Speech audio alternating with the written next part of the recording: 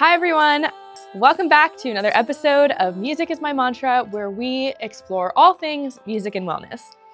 Today marks the very first Monday in June, so we're going to switch up our themes a little bit.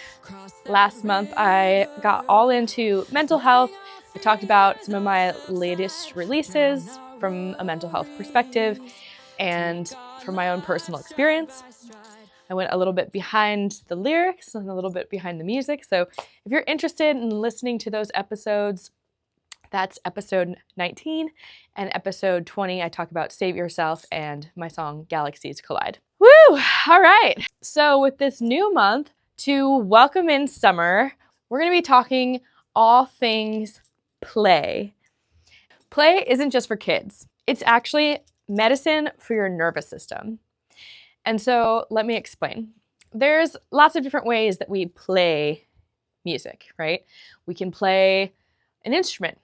We can improvise with our voice. We can improvise with an instrument.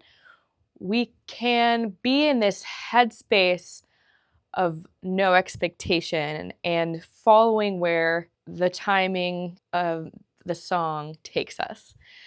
And so that's it to me. It's pretty simple, having space for yourself to play in life. It's about having that sort of childlike, lighthearted wonder with no expectations. It's about allowing yourself to laugh at yourself, to have grace for yourself.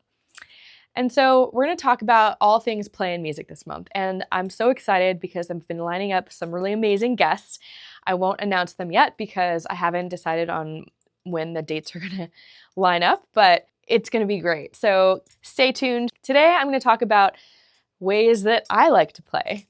And hopefully this will inspire you to take some time out of your busy schedule and give yourself this creative space. The more that we allow ourselves to play in life, the more we can relax and become more comfortable in our own bodies. So what is play really? I talked about it a little bit. Play is experimentation without a preconceived destination, without an outcome. It's curiosity without critique, being able to laugh at yourself, being able to make mistakes. And so play actually enables us to get to the space of confidence, because without this free form of play, without any expectations, we can't make mistakes. We're too much of a perfectionist.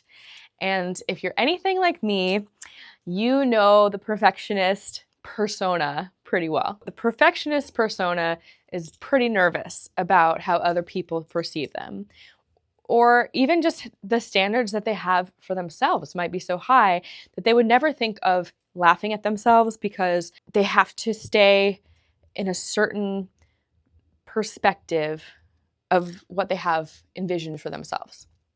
So the pressure can come from yourself, it can come from other places, family members, friends, but it really doesn't allow us to play, and it really stifles our joy. And so one of the reasons why I think singing is so important when it comes to experiencing joy is because oftentimes you have to take a posture of play. You might not know where the note is going to take you. If you're in a songwriting session, for example, you're just letting it flow free as it comes to you. You might get words that suck.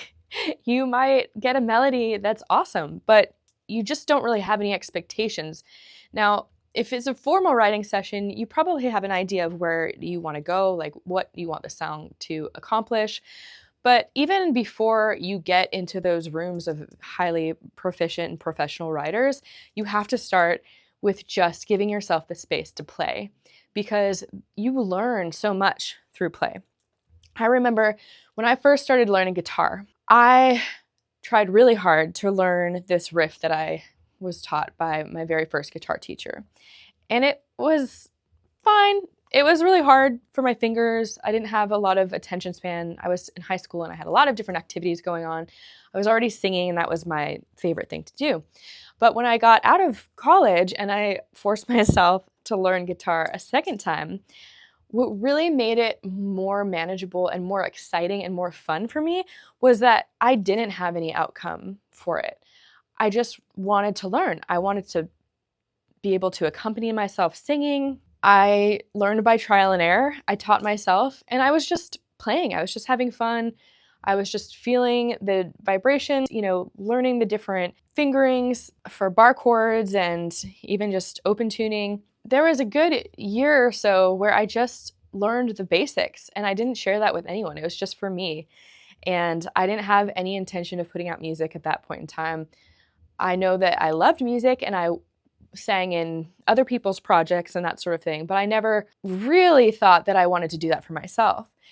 It wasn't until I realized that I was jealous and putting bad vibes out to other people that actually I did want to do that. I just wasn't giving myself the permission to step into that next level of performance. Another benefit of joy is that it actually can change your brain chemistry. Play increases dopamine, which is the love drug, if you will. It lowers cortisol, which people consider to be the stress drug, our stress levels. That chemical change can help us regulate our nervous system. So again, more play gives us more confidence because we learn as we play, we make mistakes in an open setting, and our nervous system learns that it's safe to try new things. If you're just tuning in, I mostly talk about music.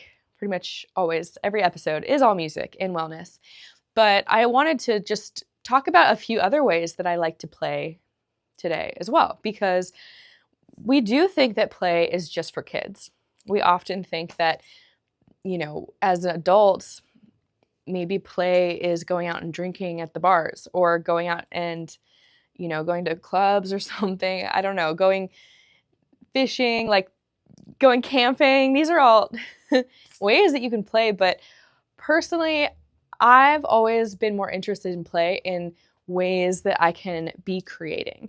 And so for me, that looks like through my clothing, through my fashion choices. I like to make things. I'm not wearing anything I made today, but at one point I only wore vintage clothes and things that I made. And there was a big trial and error point in my life when I was learning how to sew too, because you have to learn patience and it takes mindfulness. And so there's a lot of skills that we can learn if we allow ourselves this space. So crafting is play.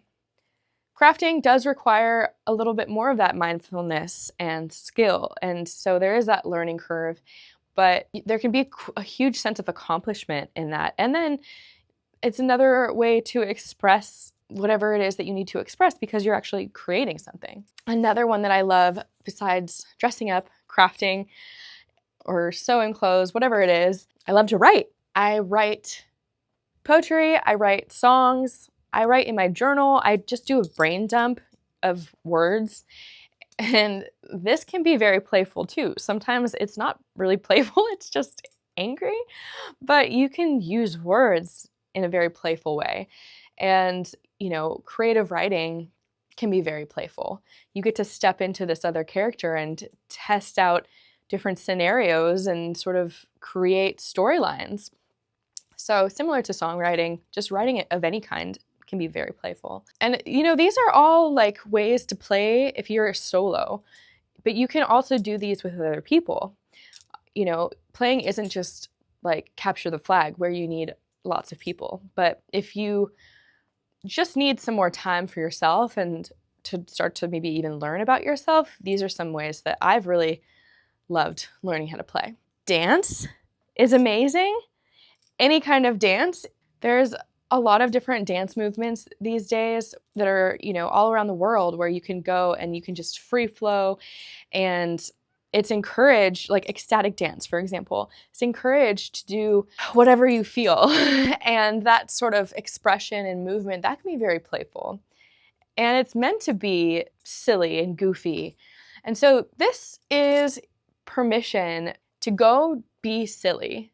Like silly, make a mistake. Step one is learning how to play with what you have, with yourself, with different materials or instruments or different ways of moving your body. You can also play with other people, you know, if you're walking through the world and you're cracking jokes here and there, like that's a really playful way of being.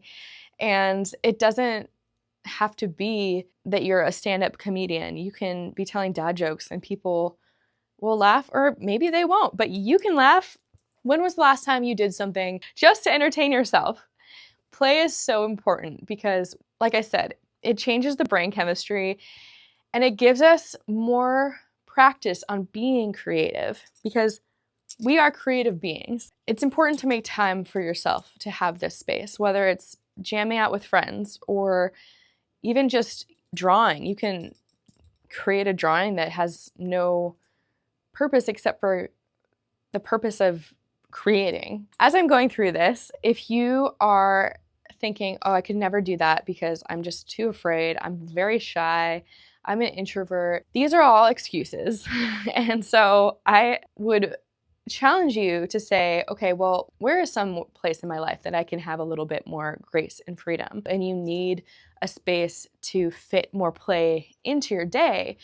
Maybe it just starts with little things, you know, like making up a game with your coworkers or something like that. One thing that you can do with your voice is find an object in your room. There's some little earbuds on the wall over there that are in the shape of mushrooms. If I was a little mushroom and I had a little ukulele, what would that mushroom sound like when they're singing? Okay, this is like a very embarrassing but fun example, right? We're playing, we're in the space of play. So if I was a little mushroom, I probably have a little song voice like this. And so you can make up crazy scenarios, or you can, like if you have a pet, I'm sure that you've done this before. You probably think about what your animal is thinking all of the time. So give your pet a voice. And what would your pet be talking about? We're taking on different personas by imagining what those different personas are like. And so it uses a different place of the brain than just your day-to-day working checklist 9-to-5 corporate job or whatever type of job you have. It's really refreshing when you can give yourself space to play. Okay, so I've talked about this before in the songwriting episode, improv. Improv is something that also takes practice to get good at, but if you just do it from a playful state, then you are, again, learning. And so there's nothing wrong with that. And so let's see. I'm going to improv. There's so many things in this space that are stimulating. I was going to choose the Moon Man, and then I was going to choose the rainbow piñata, and then the disco ball. Let's choose the disco ball. That sounds fun. So I'm going to just pretend and play that I'm writing a song about a disco ball. Disco, disco, shine, shine, disco, disco, shine, shine, spin around in time, time, disco, disco, shine, shine, dancing under the disco ball, we have so much fun. Dancing under the disco ball, we have so much fun. Da da da da da da. So you don't need words. Of course, the more that we practice singing words, then we'll eventually get better and better at that. But improv, again, it can be like a practice, but it's also just meant to be fun. No expectations. So with that, I'm going to go and improv on the drums because I'm learning the drums and I'm practicing with a metronome, which is the number one thing that you need to worry about when you're playing drums is keeping on the beat and keeping in time. But to start off, I'm just going to let myself have fun and I'm going to play with no expectations, no outcomes. I'm just going to find what feels good and I'm going to go from there. This week, especially if you have a super busy week, see where you can take 5 minutes and just do something fun. Fun for play. Move your body, dance it out, open up your voice memo and sing into it with no expectations. No expectations, nowhere to be. Give yourself the space to just move and express and see what shifts in your body. And if you happen to record this and post it on social media, tag me and I'll reshare it to my stories because, you know, social media is pretty curated. And I think it's a good reminder to share those really raw moments, like my mushroom singing voice or my disco ball song. So with that, have a fabulous week. I can't wait to bring on some amazing, talented guests later this month. And until next time, I hope you stay healthy, wealthy, and wise. Oh, I almost forgot. Tomorrow night, the day after this episode airs, I will be doing my very first vocal alchemy class online. So through Zoom, it's going to be a supportive space where you can come and practice play with me in a live digital setting. So sign up if you message me through any of the social media platforms. Ahead of time, I will give you half off your very first class, and let's have some fun. I'll see you there, and I'll see you next time here on Music is My Mantra. Bye!